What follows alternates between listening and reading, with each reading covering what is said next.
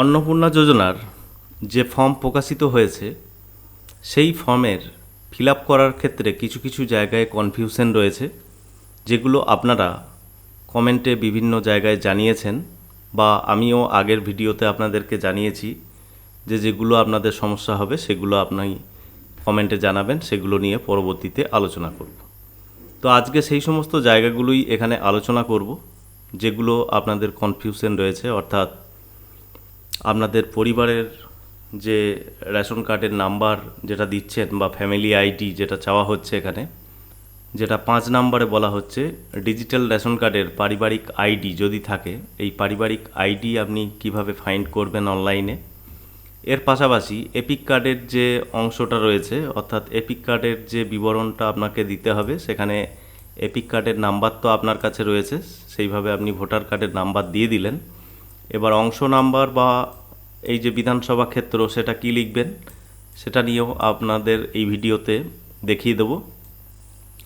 সেই সাথে অন্নপূর্ণা যোজনায় কিভাবে আবেদন হবে, নতুনরা এখানে কিভাবে আবেদন করবেন, সেগুলোর জন্য কিভাবে টিক দিতে হবে সেই বিষয়ে জানাবো। আর পাশাপাশি কালকের যে ফর্ম আপনি ডাউনলোড করেছিলেন তার থেকে আজকের যে ফর্ম প্রকাশিত হয়েছে, অর্থাৎ পরবর্তীতে যে ফর্ম প্রকাশিত হয়েছে সেটা দেখবেন 13 পেজের ফর্ম, এবং এখানে বেশ কিছু জায়গায় একটু চেঞ্জ করা হয়েছে। এখানে যে সমস্ত সদস্যরা রয়েছেন তারা কি কি প্রকল্পের সুবিধা পাচ্ছেন এবং নিজে সেই প্রকল্প চালিয়ে যেতে চাচ্ছেন কি না, নাকি সেই প্রকল্প থেকে বেরিয়ে আসতে চাইছেন, সেগুলোর জন্য আপনি কি করবেন, এই বিষয়ে ছোটোখাটো যে সমস্ত তথ্যগুলো রয়েছে বা যেগুলো সমস্যাগুলো রয়েছে সেগুলো নিয়ে এই ভিডিওতে আলোচনা করব। সম্পূর্ণ ভিডিও দেখতে থাকুন। আর যারা আগের দিন ফর্ম ডাউনলোড করেছেন আজকে একবার নতুন করে ফর্মটা ডাউনলোড করবেন, এবং সবসময় মাথায় রাখবেন অন্নপূর্ণা যোজনার যে অফিসিয়াল ওয়েবসাইট, এই ওয়েবসাইট থেকেই আপনারা সমস্ত কাজ করতে পারবেন, অর্থাৎ ফর্মগুলো ডাউনলোড করতে পারবেন। যেমন এখানেই অনলাইন অ্যাপ্লাইও শুরু হবে, আশা করছি আগামী 2-1 দিনের মধ্যে। এখানে ওয়েবসাইটের নামটা অবশ্যই খেয়াল রাখবেন, socialsecurity.wb.gov.in, লিঙ্ক ডেসক্রিপশনে আছে, সেখান থেকেও ডাইরেক্ট আপনি এই সাইটে আসতে পারবেন। অন্য কোনো ওয়েবসাইট ভিজিট করে আপনি বিভ্রান্ত হবেন না। এখানে দেখুন ইংলিশ ভার্সনের ফর্ম আপনি ডাউনলোড করতে পারেন, বেঙ্গলি ভার্সন এবং হিন্দি ভার্সন, 3 রকম ভার্সন রয়েছে। পরবর্তীতে অনলাইন অ্যাপ্লাই শুরু হলে সেগুলো নিয়েও আপনাদের সাথে আলোচনা করব। তো প্রথম থেকে পরপর ফর্মটা একবার দেখি কিভাবে ফিল আপ করবেন বা কোন কোন জায়গাগুলো আপনাদের সমস্যা হচ্ছে। প্রথমত এই দিকে যেগুলো রয়েছে বাম দিকে কি করতে হবে সেটা বলা হয়েছে, এবং মাঝখানের যে অংশটা সেটা হচ্ছে আপনাকে ইনপুট দিতে হবে, অর্থাৎ এখানেই আপনাকে ফিল আপ করতে হবে বা টিক মার্ক দিতে হবে। পরিবারের প্রধান হিসাবে আপনার পরিবারের যিনি বয়োজ্যেষ্ঠ রয়েছেন তার নামই এখানে এন্ট্রি করবেন, এবং তার আধার কার্ড অনুযায়ী যে নাম রয়েছে সেই নামই লিখবেন, সেটা ইংলিশেও লিখতে পারেন, কোনো সমস্যা নেই।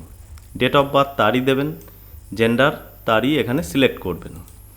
এবার দেখুন Aadhaar number head of the family এখানে লিখলেন। ডিজিটাল রেশন কার্ডের পারিবারিক আইডি যদি থাকে, এটা যদি থাকে কথাটা লেখা রয়েছে, অর্থাৎ আপনার যদি জানা থাকে দিতে পারেন অথবা নাও দিতে পারেন। এবার এই বিষয়ে আপনাদের জানিয়ে রাখি, 5 নম্বরে যেটা রয়েছে পারিবারিক আইডি আপনি কোথা থেকে পাবেন। তার জন্য আপনি গুগলে চলে আসবেন এবং ফুড সাপ্লাই ডিপার্টমেন্টের অফিসিয়াল ওয়েবসাইট ভিজিট করবেন, food.wb.gov.in। ওয়েবসাইটের লিঙ্ক ভিডিওর ডেসক্রিপশনে পাবেন, সেখান থেকেও ডাইরেক্ট আপনি এই পেজে আসতে পারবেন।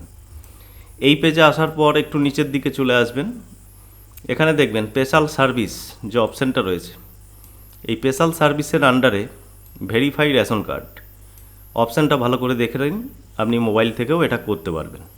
ভেরিফাই রেশন কার্ড এখানে ক্লিক করবেন। এখানে ক্লিক করলে পরবর্তী পেজ আপনার সামনে ওপেন হবে।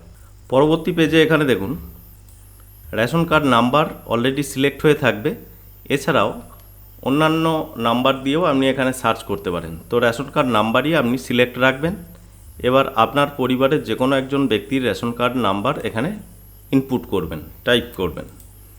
তারপরে যে ক্যাপচার কোড আপনার সামনে শো হবে, ক্যাপচারটা এই ঘরে ফিল করে সার্চে ক্লিক করবেন। তো এখানে রেশন কার্ড নাম্বার এবং ক্যাপচার কোড ফিল করে যখনই সার্চ করবেন, এখানে সেই ব্যক্তির সমস্ত ডিটেলস এখানে শো হবে। রেশন কার্ডটা চালু রয়েছে কিনা, কেওয়াইসি করা রয়েছে কিনা, কোন মোবাইল নাম্বার যুক্ত রয়েছে, কোন ডিলার, আপনার সমস্ত তথ্য। এবার দেখুন এখানে রয়েছে ONORC ফ্যামিলি আইডি। এই যে আইডি নাম্বারটা এখানে শো হবে, এটাই হচ্ছে আপনার ফ্যামিলি আইডি। আপনার ফ্যামিলিতে যতজন মেম্বার রয়েছে, রেশন কার্ড রয়েছে, তাদের সকলেরই এই ফ্যামিলি আইডিটা একই থাকবে। এবার ONORC যে অপশানটা রয়েছে, অর্থাৎ one nation one ration card family, এখন যে স্কিম চলছে সেখানে ফ্যামিলি আইডি বলতে এটাই রয়েছে।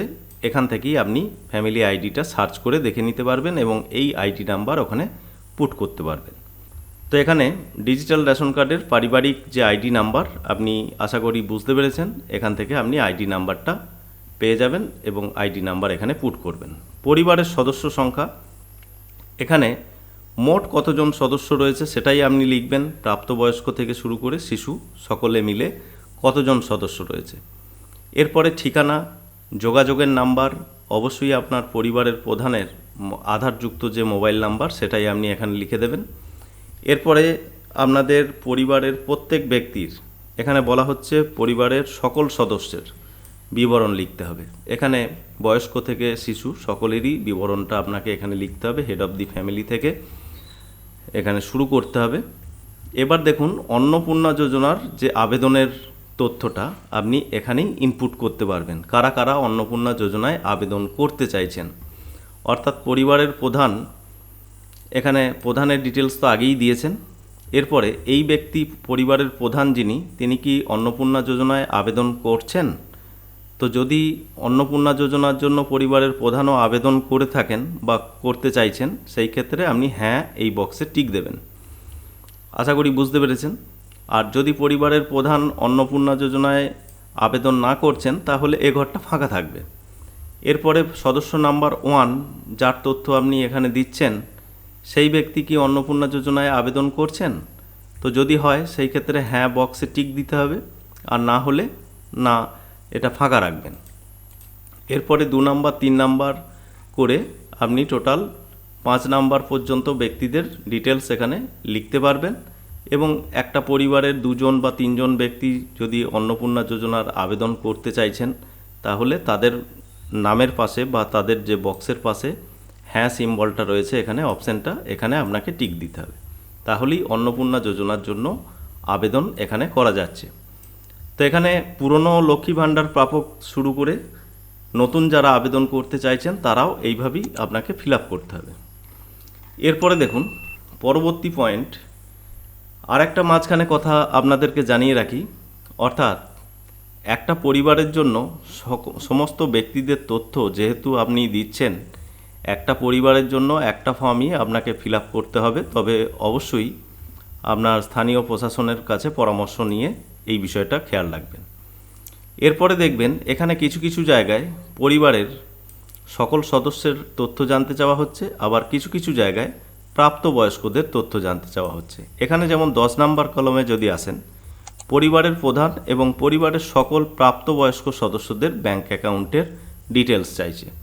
তো এখানে বুঝতে পেরেছেন প্রাপ্তবয়স্ক যারা রয়েছেন 18 বছরের ঊর্ধ্বে, তাদের ডিটেলসগুলোই আপনি এখানে পরপর দেবেন। উপরে যেভাবে আপনি পরিবারের প্রধান থেকে শুরু করে 1 নাম্বার 2 নাম্বার ব্যক্তি লিখেছেন, সেইভাবেই ঘরগুলো ফিল আপ করবেন এবং তাদের বিবরণগুলো লিখবেন। তাদের ব্যাংক অ্যাকাউন্ট নাম্বার, ব্যাংকের নাম এবং আইএফএসসি কোড, এগুলো ফিল আপ করবেন। এরপরে দেখুন আবার এখানে বলা হচ্ছে প্রাপ্তবয়স্কদের তথ্য চাওয়া হচ্ছে, অর্থাৎ ভোটার তালিকার অংশ নাম্বার সহ ভোটার নাম্বার এগুলো চাওয়া হচ্ছে। এবার হেড অফ দি ফ্যামিলি যার নাম রয়েছে তার এপিক কার্ডের নাম্বার কত এখানে লিখলেন। ভোটার কার্ড দেখে দেখে আপনি ভোটার আইডি কার্ডের নাম্বারটা এখানে পুট করবেন। এবার বিধানসভা ক্ষেত্র এবং অংশ নাম্বার, এটা যদি জানা না থাকে, অর্থাৎ বিধানসভা ক্ষেত্র সকলেরই জানা থাকবে কোন বিধানসভা ক্ষেত্রে আপনি ভোট দিচ্ছেন, আমাদের যেমন কাটোয়া 270। আর অংশ নাম্বারটা আপনার যে বুথ নাম্বার সেটাই হচ্ছে অংশ নাম্বার। যদি আপনার জানা না থাকে সেটাও আপনি অনলাইনে ফাইন্ড করতে পারেন। অনলাইনে কিভাবে ফাইন্ড করবেন সেটা আপনাদেরকে দেখিয়ে দিই। তার জন্য আপনি voter.eci.gov.in যে ওয়েবসাইট রয়েছে ভোটার কার্ডের, এই ওয়েবসাইটে আসার পর একটু নিচের দিকে এখানে অপশান পাবেন search name in your voter list, এখানে ক্লিক করবেন। পরবর্তী পেজ আপনার সামনে ওপেন হবে। পরবর্তী পেজে এখানে আমরা সার্চ বাই এপিক এটাই অপশানটা সিলেক্ট রাখবো।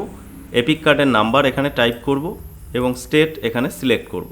ওয়েস্ট বেঙ্গল এখানে সিলেক্ট করলাম, ভোটার কার্ডের নাম্বার এখানে এন্ট্রি করলাম, ক্যাপচার কোড যেটা রয়েছে ক্যাপচারের ঘরে এখানে ফিল করবেন, তারপরে সার্চে ক্লিক করবেন। তো এখানে যখনই আপনার সার্চ রেজাল্ট শো হবে, আপনার নাম, আপনার এজ, আপনার রিলেটিভ নেম থেকে শুরু করে সমস্ত কিছু পাবেন। এবার আপনার বিধানসভা ক্ষেত্রের নাম এখানে পেয়ে যাচ্ছেন, সেই সাথে এখানে দেখুন পার্ট নাম্বার বা অংশ নাম্বার রয়েছে। এই পার্ট নাম্বারই হচ্ছে আপনার অংশ নাম্বার। কত নাম্বার বুথে আপনি ভোট দেন সেই নাম্বারটা আপনি এখানে পাবেন, সেই নাম্বারটা আপনি ওখানে ফর্ম ফিল আপ করার সময় পুট করবেন। তো এখানে বিধানসভা ক্ষেত্রের নামটা আপনি লিখলেন আর অংশ নাম্বারটা আপনি পেয়ে গেলেন। এবার আপনি ফর্মটা ফিল আপ করতে পারবেন। এই বিধানসভা ক্ষেত্র এবং অংশ নাম্বার একটা পরিবারের সকলের ক্ষেত্রে একই থাকতে পারে। এরপরে দেখুন আরও কিছু জায়গায় যে আপনার ডিজিটাল রেশন কার্ড রয়েছে কিনা, তো সেই ক্ষেত্রে তো অবশ্যই আপনি হ্যাঁতে টিক দিলেন এখানে। তারপরে কার্ডের ধরন, আপনার যে ক্যাটাগরির কার্ড সেই ক্যাটাগরির বক্সে আপনি টিক দেবেন। এবার পরিবারটি রেশন তুলছে কিনা প্রতি মাসে সেই ঘরেও আপনি টিক দেবেন, হ্যাঁ এর ক্ষেত্রে হ্যাঁ। তারপরে আপনার বাড়ি ঘরের তথ্য চাওয়া হচ্ছে 3 বা তার অধিক পাকা বাড়ি রয়েছে কিনা, পাকা ঘর রয়েছে কিনা, তো যাদের ক্ষেত্রে যেটা প্রযোজ্য হবে সেই ঘরে আপনি টিক মার্ক দেবেন। পরিবারের জমির মালিকানা, আপনার পরিবারের কোনো ব্যক্তির জমি রয়েছে কিনা, তাহলে হ্যাঁতে টিক দেবেন। এবং আরওআর কপি এখানে চাওয়া হচ্ছে, অর্থাৎ বর্তমান যে আরওআর কপি রয়েছে বা পর্চা রয়েছে, যে আপডেট পর্চা, সেটার তথ্যই আপনাকে এখানে দিতে হবে। এখানে দেখছেন সেটার কথা বলা হয়েছে।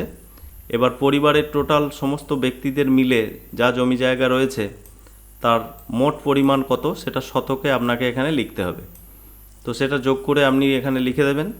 তারপরে যানবাহনের ক্ষেত্রে তথ্য চাওয়া হচ্ছে। যানবাহন বলতে কোন কোন গাড়ির কথা বলা হয়েছে সেটা এখানে দেখছেন দেওয়া রয়েছে। 4 চাকা গাড়ি, যেটা জিপ গাড়ি হতে পারে, ট্রাক্টর হতে পারে, এই সমস্ত 4 চাকা অবাণিজ্যিক অর্থাৎ প্রাইভেট কার যেটা বলা হয় সেরকম কোনো গাড়ি রয়েছে কিনা, সেই ক্ষেত্রে হলে হ্যাঁতে টিক দিতে হবে। আর যদি হ্যাঁ হয় তাহলে গাড়ির সংখ্যা উল্লেখ করতে হবে, কটা গাড়ি রয়েছে, একটা নাকি দুটো নাকি তিনটে সেভাবে, এবং গাড়ির রেজিস্ট্রেশন নাম্বার আপনাকে এখানে উল্লেখ করতে হবে। আর যাদের ক্ষেত্রে না হবে তো নাতে টিক দেবেন, এগুলো কোনো কিছু উল্লেখ করার প্রয়োজন হবে না। তারপরে পরিবারের স্বাস্থ্য বিমা রয়েছে কিনা। স্বাস্থ্য বিমা বলতে যেগুলো প্রাইভেট স্বাস্থ্য বিমা হয় বা সরকারি যে সমস্ত স্বাস্থ্য বিমা হয় সেগুলোর কথাই এখানে বলা হচ্ছে। তো স্বাস্থ্য বিমা যদি আপনার না থাকে তাহলে নাতে ক্লিক করবেন। আর যাদের রয়েছে বিভিন্ন প্রাইভেট স্বাস্থ্য বিমা বা হেলথ ইন্স্যুরেন্স স্কিম থাকে, যারা টাকা দিয়ে করেন, সেরকম তথ্য যদি থাকে, আপনার কারোর করা থাকে, কোন সদস্যের আপনার করা রয়েছে, সেটা বেসরকারি না সরকারি, তার বিমার অঙ্ক কত, অর্থাৎ কত টাকা সাম অ্যাসিওর রয়েছে, প্রিমিয়ামের যে বিবরণ সেগুলো আপনাকে এখানে লিখতে হবে। আর যাদের ক্ষেত্রে নেই তারা এখানে না বক্সে টিক দেবেন। এইভাবে এটা ফিল আপ করবেন। তারপরে আয়কর দেন কিনা পরিবারের কোনো সদস্য, যাদের ক্ষেত্রে যেটা প্রযোজ্য হবে হ্যাঁ অথবা নাতে টিক দেবেন। প্যান কার্ড, পরিবারের যে সমস্ত পরিবারের সদস্য যারা রয়েছেন, যাদের প্যান কার্ড রয়েছে তাদের প্যান কার্ডের সদস্যদের পাশে প্যান নাম্বারটাও লিখতে হবে। অর্থাৎ উপরে যেভাবে আপনি পরিবারের সদস্যদের ট্যাকচারটা বানিয়েছেন, অর্থাৎ 1 নাম্বার 2 নাম্বার 3 নাম্বার করে যে সমস্ত সদস্যের নাম লিখেছেন, ধরুন হেড অফ দি ফ্যামিলির যার নাম লিখেছেন তার প্যান কার্ড নেই, তো তার এখানে প্যান কার্ডের তথ্য কোনো কিছু দেওয়ার প্রয়োজন হবে না। 1 নাম্বার সদস্যের যার নাম লিখেছেন তার হয়তো প্যান কার্ড নেই, তার বক্সেও এখানে কোনো কিছু ফিল আপ করার প্রয়োজন হবে না। এবার 2 নাম্বার সদস্য যার লিখেছেন নাম, তার হয়তো প্যান কার্ড রয়েছে, সেই ক্ষেত্রে তার নাম কি রয়েছে প্যান কার্ডে এবং প্যান নাম্বার কত সেটা আপনি এখানে লিখে দিলেন। তো এইভাবে ফর্মটাকে ফিল আপ করবেন। আর যাদের প্রত্যেকেরই প্যান কার্ড রয়েছে প্রত্যেকেরই প্যান নাম্বার এখানে দিতে হবে। কর্মসংস্থানের ধরন, এখানে বিভিন্ন রকম ধরনের কথা উল্লেখ করা রয়েছে, সরকারি বেসরকারি থেকে ব্যবসা, নিজস্ব মালিকানার ব্যবসা, পার্ট টাইম জব বা শিল্প, কৃষি, কারিগর, এই সমস্ত যাদের যা এখানে কর্মসংস্থান রয়েছে সেটা আপনি সেই বক্সে টিক দেবেন। যদি এই সমস্ত জায়গার সাথে না মেলে অপশানের সাথে, তাহলে আপনি অন্যান্যতে টিক দেবেন এবং সেটা আপনি এখানে উল্লেখ করে দেবেন। এইভাবে পরিবারের সকল সদস্যেরও বিবরণ বা টিক মার্ক এখানে দিতে হবে, কে কী কাজের সাথে যুক্ত। এরপরে পরিবারের শিক্ষিত প্রাপ্তবয়স্কের কথা বলা হচ্ছে। প্রাপ্তবয়স্ক যে সমস্ত সদস্যরা রয়েছে তাদের মধ্যে শিক্ষিত কতজন, অশিক্ষিত কতজন, তো সেই নাম্বারটা আপনাকে এখানে পুট করতে হবে। এবার পরিবারের প্রধান থেকে শুরু করে বাকি সদস্যদেরও এখানে কতদূর পর্যন্ত পড়াশুনো করেছে, শিক্ষাগত যোগ্যতা কত এবং তিনি শিক্ষিত কিনা সেটা আপনাকে এখানে লিখতে হবে। পরপর এইগুলো লিখে যাবেন। এরপরে কোনো সদস্য যদি মন্ত্রী, সাংসদ, বিধায়ক, পৌর, স্থানীয় সংস্থা বা পঞ্চায়েত সংস্থার প্রাক্তন বর্তমান ধারক হয়ে থাকেন, তো যাদের ফ্যামিলিতে রয়েছে তারা এখানে হ্যাঁতে টিক দেবেন এবং কত নাম্বার সদস্য এই পদে রয়েছেন সেই সদস্যের নাম্বারটা আপনাকে লিখতে হবে। ধরুন 2 নম্বর সদস্যটা এই পদে রয়েছে, সেই ক্ষেত্রে 2 এখানে লিখলেই হবে। আর যাদের পরিবারে এরকম কোনো সদস্য নেই তারা নাতে এখানে টিক দেবেন। এরপরে কোনো সদস্য যদি পেনশন পেয়ে থাকেন সেই ক্ষেত্রে হ্যাঁতে টিক দেবেন এবং তার কত নাম্বার সদস্য পেনশন পাচ্ছে সেই নাম্বারটা আপনাকে এখানে পুট করতে হবে এবং পেনশন স্লিপ এর সাথে যুক্ত করতে হবে, অর্থাৎ তার একটা জেরক্স এর সাথে অ্যাটাচ করতে হবে। কোনো সদস্য জিএসটি দেয় কি না, হ্যাঁ হলে হ্যাঁ অথবা না। জিএসটি যদি দিয়ে থাকে তাহলে জিএসটি এর নাম্বার এখানে উল্লেখ করতে হবে। পরিবারের মোট বার্ষিক আয় টাকায় আপনি অঙ্কটা এখানে লিখে দেবেন, কত বার্ষিক আয় সেটা আপনি লিখবেন। এবার সিএ যাদের রয়েছে তারা সিএ সমস্ত ঘরগুলো ফিল আপ করবেন, আর যাদের ক্ষেত্রে সিএ কোনো ব্যাপার নেই তারা এটা প্রযোজ্য নয় এই বক্সে টিক দিয়ে আগিয়ে যাবেন। এরপরে দেখুন পরিবারের প্রধান থেকে শুরু করে অন্যান্য সদস্যদের কারোর যদি কেসিসি বা কিষাণ ক্রেডিট কার্ড বা আর্টিসান ক্রেডিট কার্ড, শিল্পী ক্রেডিট কার্ড, মৎস্যজীবী ক্রেডিট কার্ড এই সমস্ত কিছু থাকে, কোন ব্যক্তির আছে সেই বক্সটা আপনাকে এখানে ফিল আপ করতে হবে এবং তার যে আইডি কার্ডের নাম্বার এবং ইস্যু ডেট সমস্ত কিছু এখানে উল্লেখ করতে হবে। আর যদি কোনো ফ্যামিলির এই সমস্ত তথ্যগুলো না থাকে বা কার্ডগুলো না থাকে তাহলে এই বক্সগুলো আর কোনো কিছু ফিল আপ করার প্রয়োজন হবে না। এরপরে দেখুন এসআইআরে নাম বাদ পড়ে থাকে যদি কারোর, বা আপনি মামলাটি ট্রাইব্যুনালে বিচারাধীন পর্যায়ে রয়েছে, সেই ক্ষেত্রে আপনাদের ডিটেলসগুলো এখানে এন্ট্রি করতে হবে। আর যে সমস্ত পরিবারের ক্ষেত্রে প্রযোজ্য নয় সেটা প্রযোজ্য নয় বা নাতে আপনি টিক দেবেন। এইভাবে আগিয়ে যাবেন। এরপরে দেখুন বিদ্যালয়ে যে সমস্ত শিশুরা পড়াশুনো করছে তাদের বিবরণগুলো এখানে চাওয়া হচ্ছে।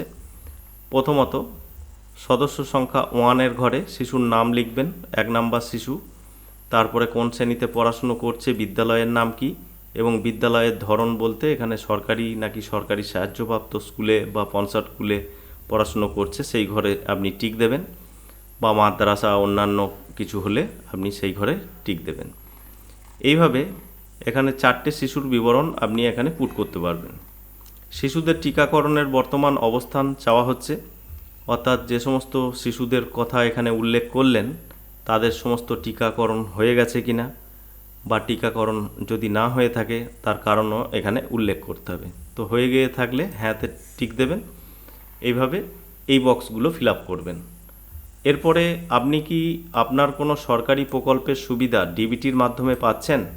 তো সরকারি যে সমস্ত স্কিমগুলো রয়েছে কেন্দ্র সরকার থেকে শুরু করে রাজ্য সরকারের, সেই সমস্ত সুবিধা যদি ডিবিটি লিঙ্কের মাধ্যমে পাচ্ছেন, কি কি প্রকল্পের সুবিধা পাচ্ছেন সেগুলো আপনাকে উল্লেখ করতে হবে। পরিবারের প্রধান থেকে শুরু করে প্রথমেই আছে পরিবারের প্রধানের বক্সটা। পরিবারের প্রধান যদি এরকম কোনো সুবিধা পেয়ে থাকে তাহলে হ্যাঁতে টিক দিতে হবে, আর যদি না পেয়ে থাকে তাহলে নাতে টিক দেবেন।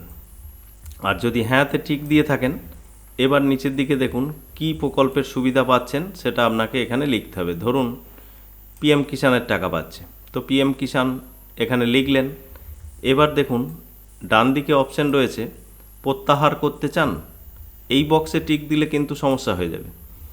অর্থাৎ এই যে হ্যাঁ বক্সটা রয়েছে, হ্যাঁ বক্সে যদি আপনি টিক দেন তাহলে পরিবারের প্রধান যে পিএম কিষাণ পাচ্ছে তার পিএম কিষাণ থেকে নামটা বাদ চলে যাবে। অর্থাৎ শুধু স্কিমটার নাম এখানে উল্লেখ করবেন কি স্কিমের টাকা পাচ্ছে, এবং আপনি যে প্রত্যাহার করতে চাইছেন না, স্কিমটা চালিয়ে যেতে চাইছেন, তার জন্য এই বক্সগুলোতে কোনো কিছু আপনার করার প্রয়োজন নেই। আশা করি এই ব্যাপারটা আপনার কাছে ক্লিয়ার হয়েছে। এইভাবে পরিবারের 1 নম্বর সদস্য 2 নম্বর সদস্য যাদের রয়েছে তারা কোনো স্কিমের সুবিধা পাচ্ছে কি না সেই সমস্ত স্কিমের নাম এখানে লিখে দেবেন। আর প্রত্যাহারের জায়গাগুলো এখানে ফাঁকা রাখবেন, তার কারণ এখানে টিক দিলে আপনার সেই প্রকল্প বাদ চলে যেতে পারে। তারপরে দেখুন একদম লাস্টের দিকে ঘোষণা রয়েছে, এখানে ঘোষণাটা ভালো করে পড়ে বুঝে নিয়ে পরিবারের কোনো একজন প্রাপ্তবয়স্ক সদস্য এখানে স্বাক্ষর করবে বা পরিবারের প্রধান এখানে স্বাক্ষর করবেন।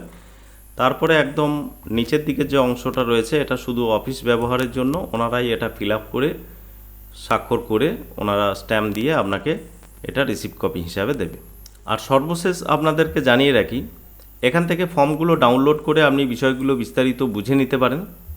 অফিস থেকে আপনাদেরকে ফর্ম দেওয়া হবে, আপনাদের যে স্থানীয় প্রশাসন রয়েছে অর্থাৎ পঞ্চায়েত বা বিডিও অফিস বা মিউনিসিপ্যালিটি অফিস, সেখান থেকে প্রতিটা বাড়িতেই ফর্ম দেওয়া হবে এবং ওনারাই গাইড করবেন কিভাবে ফর্ম ফিল আপ করতে হবে এবং কবে কোথায় ফর্ম দেবে, কত তারিখে সেই ফর্ম জমা নেবে, আপনার এলাকায় কবে ফর্ম দেওয়া শুরু হবে সেগুলো আপনারা স্থানীয় প্রশাসনের কাছেই জানতে পারবেন এবং ওনারাই আপনাদেরকে জানিয়ে দেবে কত তারিখ থেকে ফর্ম দেওয়া হবে এবং কত তারিখের মধ্যে এই ফর্ম জমা নেওয়া হবে, সঙ্গে কি কি দিতে হবে সমস্ত কিছু প্রশাসনের নির্দেশ ফলো করবেন। তো বন্ধুরা, আশা করি বুঝতে পেরেছেন অন্নপূর্ণা যোজনায় যে সমস্ত জায়গাগুলো কনফিউশন ছিল বা যে সমস্ত নাম্বারগুলোর প্রয়োজন ছিল লেখার জন্য, সেগুলো আশা করি আপনারা ফাইন্ড করতে পারবেন অনলাইন থেকে। আর আগের দিন যারা ফর্ম ডাউনলোড করেছেন তারা আবার একবার ফর্মটা ডাউনলোড করে নতুন ফর্ম এখান থেকে ডাউনলোড করে নেবেন। অনলাইন অ্যাপ্লিকেশন যখন শুরু হবে তখন আবার আপনাদেরকে জানাবো কিভাবে অনলাইনে ফর্ম ফিল আপ করতে হয়, সমস্ত তথ্য আপনাদেরকে দিতে থাকবো।